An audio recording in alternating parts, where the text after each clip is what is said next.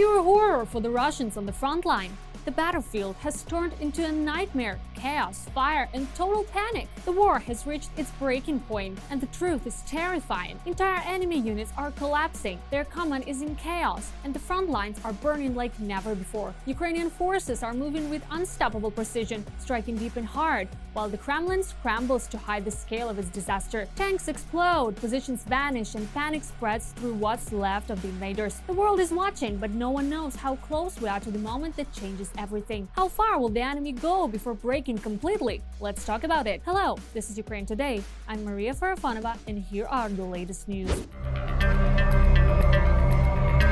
They're already afraid to launch assaults. Our defenders are striking hard on the front line, forcing the occupiers to switch to the tactic that suits them best: cowardice. Now, instead of trying to storm and hold positions, they simply creep forward, creating great zones and sowing chaos in Ukraine's defenses. Despite heavy losses, the enemy does not stop. To seize one or two of our positions, the Russians may lose as many as a company of personnel. A serviceman explained that the Russians are operating in small groups, often just a handful of men or even alone, trying to infiltrate the rear of Ukrainian positions. They have no order to assault and hold positions. Their instructions are only to push forward, get into the enemy rear, set ambushes, and disrupt logistics. In doing so, they create a sense of fluidity along the line of contact. Now, on the front line, the Russians mostly just get in the way, like annoying flies, forcing constant reactions to small groups trying to disrupt our defenses. In the Sumy region, however, they still attempt an assault, though in a rather convulsive, desperate manner. It looks more like panic and hopelessness. And no wonder Ukraine's armed forces have inflicted enormous losses on the occupiers. The enemy is suffering losses in the Sumy direction. The Russian armed forces continue their convulsive assaults on the Sumy region, but they cannot achieve the desired result. On the contrary, they are suffering significant losses. One gets the feeling that they do not value their lives at all. Meanwhile, Ukraine's defenders are continuing counteroffensive operations in the Zaporizhia region, President Volodymyr Zelensky said. Right now, Ukrainian units are continuing our counteroffensive actions in the areas of Dobropilya and elsewhere, including the Zaporizhia sector near Orikhiv. There is movement by our forces there, and as of today, it's by more than 3 kilometers. In addition, the General Staff reported that on the Orikhiv axis, the tactical situation improved near the village of Mali-Sherbaki in the Zaporizhia region. The defenders concluded that the armed forces of Ukraine advanced up to 3.5 kilometers, destroyed a significant number of Russian occupiers, and took prisoners.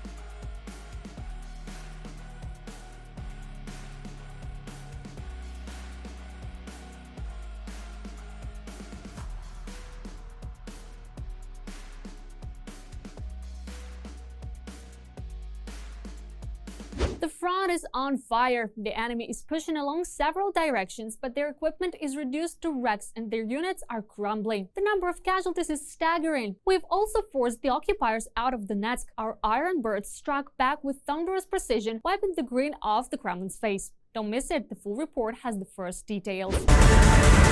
The Russian army is attacking along the entire front line but is making almost no progress anywhere. This is reported by the Institute for the Study of War. The next advance has been planned by the Russian General Staff, particularly in the Kharkiv region. Near Vovchansk, the enemy amassed enough forces for a breakthrough, but lost even before the offensive began. Atesh partisans report that their agent from the 82nd Motorized Rifle Regiment was able to transmit the exact coordinates of Russian artillery positions, armored vehicles, and locations where the occupiers were stationed, which allowed the Ukrainian defense forces to prepare in advance for possible offensive actions and strike back at the enemy. As a result of the effective work of the Ukrainian military, the Russians' plan collapsed before it even began. Taking advantage of the weather conditions, well, the not so comfortable weather, and for example, the lack of intensity in our drone operations, because the drones simply either won't be able to see or won't be able to take off, the enemy will try to carry out more active assault operations. In fact, this includes the use of mechanized components, which we are already observing today in certain areas of the front. At the same time, the situation remains tense in the area around the city of Kupiansk. There too, our military is observing an enemy buildup as they repeatedly try to increase their presence in the settlement. However, despite constant attempts to launch new assaults, Russia has made no advances in this direction. Unfortunately, the enemy has managed to reach the outskirts of the city. You know that fighting continues there in the northwestern and northern parts of the city. The enemy is also trying to infiltrate the central part of Kupiansk with sabotage and reconnaissance groups. The situation is very difficult. The goal is clear: to break out into open operational space and try to advance further through Kharkiv region. The attempt to seize the city, the attempt to take control of Kupiansk as a key hub, is also about logistics. In other words, it's an attempt to cut off our logistics and create unfavorable conditions for those troop groupings that are located, in particular, at this section of the front and in neighboring areas. The Dobropilia direction is probably the hottest spot on the front today. In the past 24 hours, intense fighting has broken out there for the settlement of Vladimirovka. It is from there that the Russians are trying to break through to their own forces, who remain here encircled. The landing of paratroopers has become an additional problem, Deep State adds. The Russians brought between 50 and 75 infantrymen into the village. The situation remains difficult. The Russian armed forces will try to take maximum advantage of the worsening weather conditions, analysts warn. Later, the Azov National Guard's First Corps reported that they had nevertheless held on to Vladimirovka.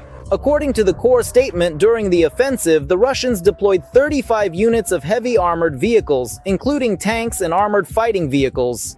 As a result of defensive actions, 1 armored recovery vehicle, 3 tanks, and 16 enemy armored fighting vehicles were destroyed or damaged. The Russians also lost 41 motorcycles and 2 light vehicles.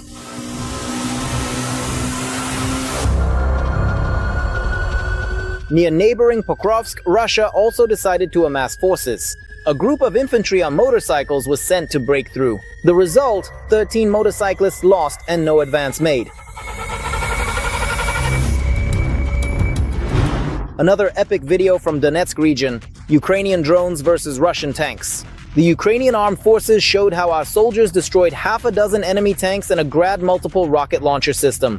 The video was published by the UAV forces of the Ukrainian armed forces. Thus, in the Donetsk direction, operators of the 427th Separate UAV Regiment Rarog halted the enemy's assault actions by knocking out 5 tanks at once, depriving the infantry groups of cover and making further advance impossible, according to the report.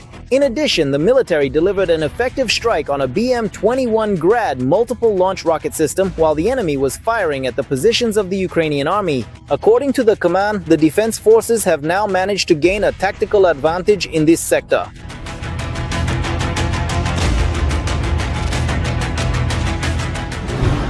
At the same time, our troops are operating not only along the front line, but also in the rear of the Russian grouping. Thus, in occupied Donetsk, a large-scale fire broke out after drone strikes.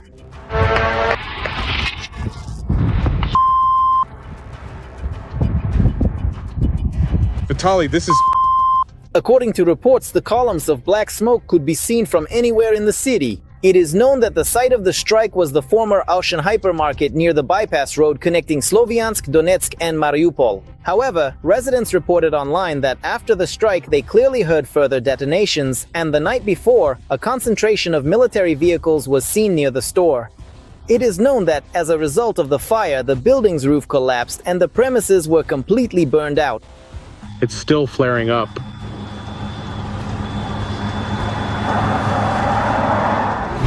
Meanwhile, in Russia, against the backdrop of failures at the front, the pace of mobilization has sharply declined. Recruitment into the ranks of the occupiers has dropped almost threefold, which is already being felt by units at the front, said Ivan Timochka, head of the Council of Reservists of the Armed Forces of Ukraine.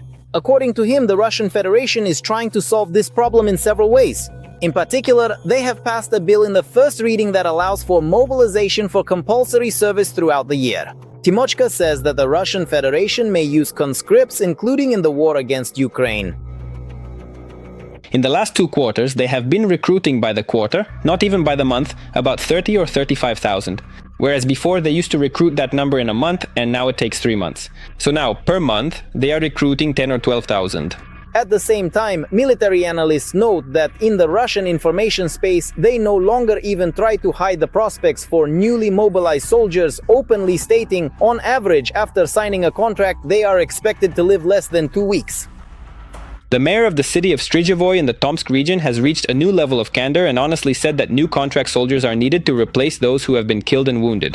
According to the head of the city, on Friday he recruits new people, and on Monday he buries the old ones. War correspondent Romanov gave a more detailed explanation of why people are constantly needed at the front. The lifespan of an assault soldier is 12 days, from signing the contract, training at the range to the actual assault. In the singular, usually there is only one assault. And this statistic is relentlessly confirmed by the Ukrainian armed forces. According to the General Staff, in the past 24 hours alone, the occupiers have lost more than 1,200 of their soldiers. In total, Russian losses have surpassed 1,122,000 people. Every voice matters. Join our community, support independent journalism and help us bring you the truth from Ukraine. Become a member of Ukraine today. Join us now. Russian generals are claiming victories on paper, but on the battlefield they're suffering defeat. Ukrainian forces are holding vital positions and supply routes and steadily advancing. The occupiers are being crushed in a brutal meat grinder. The Kremlin is desperately concealing staggering losses, and its troops are pushed back along several sectors. Get all the latest frontline updates. Watch now. Time is no longer on the Kremlin side, and in a prolonged standoff, Ukraine's chances of winning the war are much higher than Putin's. This is the conclusion reached by Western journalists who visited the positions of the Ukrainian armed forces. Ukraine's carefully considered and meticulously executed strategy in the ongoing and brutal war of attrition, a conflict defined by sustained combat and the gradual wearing down of opposing forces, is now demonstrably showing a series of truly unexpected and quite significant results. Constant enemy losses and the adaptation of the Ukrainian armed forces to modern combat tactics, analysts assert, are opening up opportunities for Kyiv's long-term victory. Russia was counting on a rapid advance in northeastern Ukraine. However, key cities and logistical hubs remain under the control of the Ukrainian armed forces.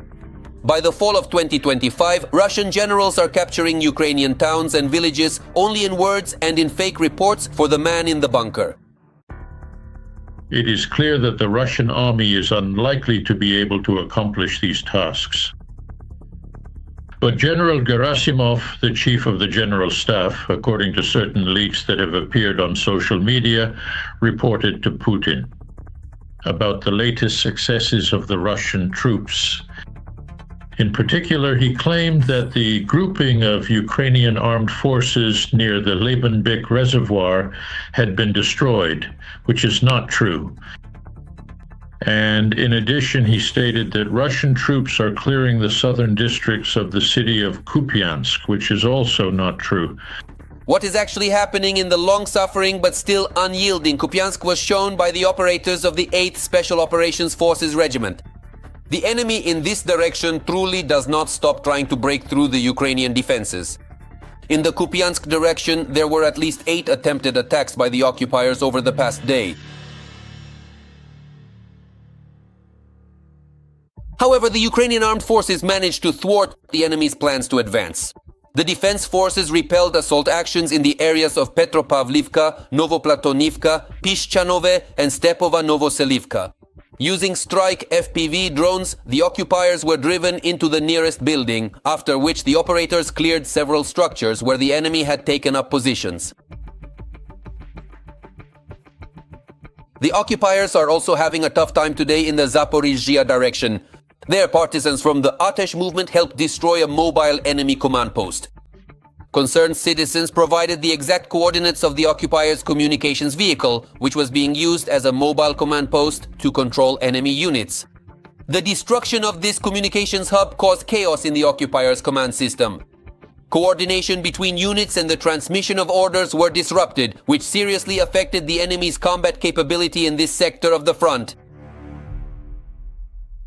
And here are the images of a burning fuel and lubricants depot belonging to the occupiers in the northern Slobozhanshchina direction.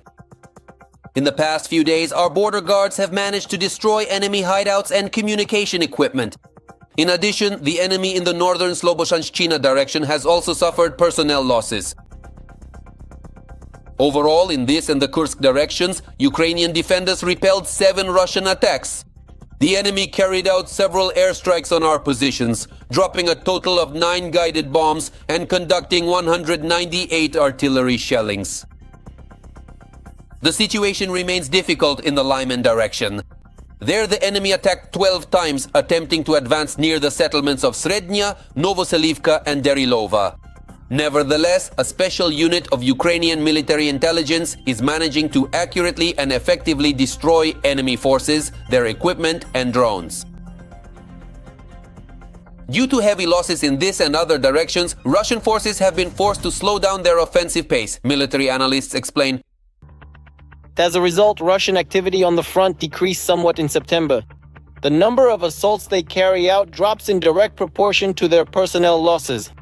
The official Ukrainian statistics also do little to encourage the occupiers to launch these meat grinder assaults. Thus, September 2020 stood out as a showcase moment for the effectiveness of National Guard units. It was a particularly telling period for the performance of the National Guard units. Thanks to the coordinated efforts of the Guardsmen, the enemy lost at least 677 vehicles, 418 artillery systems, nearly 200 radar stations, 17 multiple rocket launchers, 29 tanks, and almost 70 ammunition depots over the past month. Meanwhile, the Russian army continues to strike exclusively at civilians and residential buildings. And it should be noted that this is happening not only in Ukraine. Recently, Russia's much-vaunted air defense system hit a residential building in the Belgorod region with a missile. The video shows the upper floors of the apartment building taking the hit. As a result, according to Russian media, windows were blown out in 15 apartments. 24 parked cars were damaged, and officially, there were no casualties. However, judging by the footage published online, the destruction of the building may be much more serious. The front is relentless. Putin's army is falling apart before the world's eyes. Ukrainian troops are tearing through the invaders. Entire battalions wiped out, leaving only smoke and silence behind. Commanders flee, soldiers surrender, and Russia's so-called pride is reduced to twisted metal and ash. In the Kremlin, desperation grows as they rush to send another wave of volunteers into the inferno. What awaits them on Ukrainian soil? Find out in our next report. If no one helps you, you'll have to crawl out on your own after a while. They sent us, it turned out, to prison. They talked about the fortress. No, I don't have legs anymore. From September 19th to October 3rd alone, the Russian army lost more than 1,000 people in the war in Ukraine. I don't know if I can make it. I don't know. I'll try to crawl out. I had to walk about 20 kilometers. My head is spinning. Russia's losses are terrible. The economy is bursting at the seams, but Putin is ready to make even greater sacrifices. Now, in a harsh manner, they're even demanding that businesses help with recruiting people for the front. Just private hospitality. That is, he won't come. It knows that people won't support it, and that their city could become famous for this. Independent journalists, using open sources, have identified the names of 134,125 Russian soldiers who died during the full-scale invasion of Ukraine. This data allows us to track a kind of pulse of the war. When the Kremlin didn't spare its own people and launched massive assaults for the sake of capturing another village in Ukraine. Our commanders make unreasonable decisions, sending us to certain death. There are just so many different kinds of deadly threats there. There are FPV drones and Baba Yaga drones. All kinds of weapons are being used, mortars, artillery. And there's no cover at all. They just send us out into the open. And now the guys are digging their own graves. In the first year and a half, the casualty chart looked like a roller coaster. That was during the Russian assault on Bakhmut and Avdiivka. You could always see a holiday at the gates. The Angel of Light will introduce you. The enemy is already too scared to even bark. The Russian Ministry of Defense, led back then by Shoigu, was burying 100 to 150 people a day. Sometimes the numbers drop to 50 to 60 killed per day.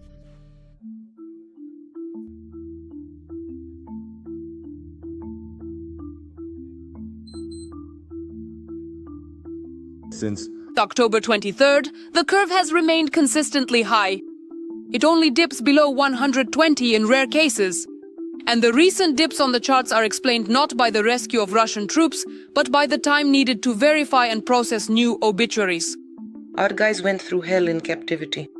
Numerous tortures and abuses. Most have shrapnel wounds and concussions, fractures that healed without medical intervention, and one of them is missing a leg.